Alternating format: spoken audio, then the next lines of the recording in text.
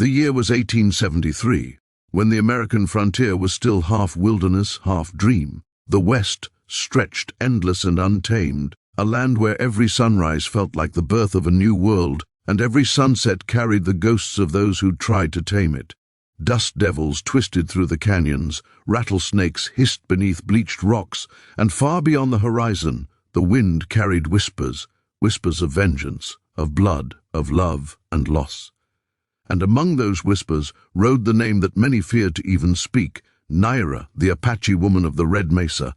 They said she could vanish into the desert like smoke and track a man across mountains by the scent of his sweat. They said her eyes were darker than midnight and colder than a grave. But what people didn't know was that her heart was a battlefield, one scarred by loss and fueled by the kind of rage that burns for years before it finds its target. Her father had been a proud Apache elder, her tribe small but fierce. When soldiers and settlers pushed west, their land was stolen, their homes torched, their people slaughtered. Among those who rode in that brutal raid was a young cowboy named Cole Jackson, a man who believed he was doing his duty, never realizing the depth of the wound he'd leave behind. Cole Jackson wasn't evil, just lost. He'd grown up rough, orphaned by fever, learning early that the world didn't reward kindness. He became a scout, then a gun hand for hire, his moral compass buried beneath layers of dust and regret. When the Apache War flared, he'd ridden for the Union, not out of hate, but for coin and survival. Yet one night, under a red sky, his rifle spoke, and Naira's father fell. He never forgot the man's eyes, nor the sound of the young woman screaming through the smoke. Years later, when the war had cooled but the West still burned with lawlessness, Cole tried to disappear. He worked cattle, hauled freight, drank away the nightmares in ramshackle saloons across Texas and New Mexico. But vengeance rides a long horse, and Naira followed his trail. For 5 long years she hunted him, through the dry gulches of Santa Fe, through the high passes of the Sierra Blanca, through ghost towns and outlaw dens. She tracked his every move like a spirit of the desert, her bow always ready, her heart heavy with memory. Until one evening, when the sun bled into the horizon and the sky turned copper and crimson, she found him, alone at his campfire on the edge of the Rio Puerco. Cole sat beside the dying fire, his revolver resting beside his knee, his hat shadowing tired eyes. His face was older now, worn by guilt, every line on his skin carved by regret. He spoke softly to the flames, as if confessing to them. "If there's any justice left in this land," he muttered, "she'll find me soon and finish it." Hidden among the rocks, Naira raised her bow. Her hands trembled. The string drew tight. The arrowhead gleamed like vengeance itself. But as she aimed for his heart, the sound of his voice stopped her. It wasn't the voice of a monster. It was the voice of a man already condemned by his own soul. "I didn't know," he said to no one. "I didn't know who I killed that night. God help me, I didn't want it." The words pierced her deeper than any bullet could. Her breath caught. In that moment, all her fury, all her pain seemed to collapse under the weight of something unexpected. Doubt. She released the arrow, but it thudded into the dirt beside his fire instead of his chest. Cole shot to his feet, revolver drawn. "Who's there?" he shouted, turning toward the darkness. Their eyes met through the flickering light, his grey and filled with shock, hers black and burning with years of hate. For a long moment neither spoke. Then Naira said in a voice as cold as stone, "You took everything from me." "I know," he said quietly, lowering his gun. "Then finish it." But she didn't.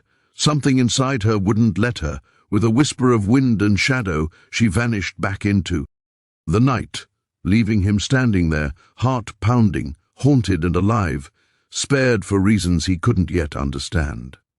That night, as Cole stared at the arrow buried in the ground, he realized he'd seen a ghost, not just of his past, but of his possible redemption. And though he didn't yet know it, his life and hers had just changed forever. The hunter had hesitated, and now both would have to live with what that meant. 2 days later, Cole found her trail. He followed it not out of arrogance, but out of something deeper, the need to understand why death had spared him, The desert was cruel to the uninvited, but he moved like a man who'd already made peace with dying. The wind carried sand into his teeth, the sun baked his skin raw, yet he rode on. He found her at last beneath the towering red cliffs of the Apache Mesa, tending to a wounded horse, his horse, which had wandered to her camp after the night of the fire. The sight of her, strong, defiant, her long hair braided with feathers, her face fierce and unreadable, struck him harder than any bullet. "You could have killed me," he said. "You were already dead," she replied, not looking up. Cole dismounted, kneeling beside the horse. "You saved him," he said. She shrugged. "I don't punish the innocent." For hours, silence ruled between them, broken only by the sound of wind and the distant cry of hawks. When Cole finally spoke again, his voice was low. "I was 23 when they sent us to your village. They told us it was a band of raiders. I didn't know the truth until it was too late. I've seen your father's face every night since." Her hands stilled.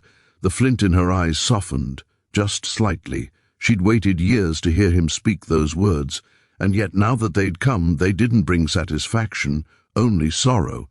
"You can't wash blood with guilt," she said. "No," Cole replied, "but maybe you can plant something in its place." That evening, as the sun sank behind the mesas, a storm rolled in. They took shelter in a narrow canyon, thunder echoing like cannon fire across the cliffs. Inside they sat by a small fire, the distance between them closing slowly, silently. Cole spoke of the men he'd buried, the comrades lost, the emptiness of killing without purpose. Naira spoke of her people, of her father's laughter, her brother's bravery, the songs of her tribe that now existed only in her memory. Two souls, once bound by hatred, found a strange kinship in grief. When lightning split the sky, Naira flinched. Cole gently reached out, steadying her bow hand. "You don't have to fight the storm," he whispered. "Sometimes you just survive it." For a moment, the world was still, the kind of stillness that only comes before something new begins. By morning, the rain had cleansed the desert. The air smelled of sage and wet earth. Naira stood at the mouth of the canyon, watching the sun rise. Cole came to stand beside her. "I'll leave," he said, "if that's what you want." She turned to him, her voice quiet but steady. "If you go, you'll never find peace. Not in this land. Stay and help me protect what's left of it." It was the beginning of something neither of them expected, not romance born of fairy tales, but of survival, forgiveness, and shared scars. They built a small camp by the river, trading bullets for seeds, violence for quiet. Years later, travelers passing through the Red Mesa would speak of them, the Apache Woman and the reformed cowboy who vanished into legend. Some swore they'd seen their smoke rising in the distance at dawn. Others said they'd built a home, teaching orphaned children to ride and hunt, but no one knew for sure. What's certain is that love, fragile, defiant, and born from the ashes of revenge, found a place even in the unforgiving heart of the frontier. And if this story of redemption and wild love touched your heart, then saddle up with us again. Subscribe for more untold tales of the old American frontier, where every gunshot echoed a choice, and every heart, no matter how broken, had a chance to be reborn.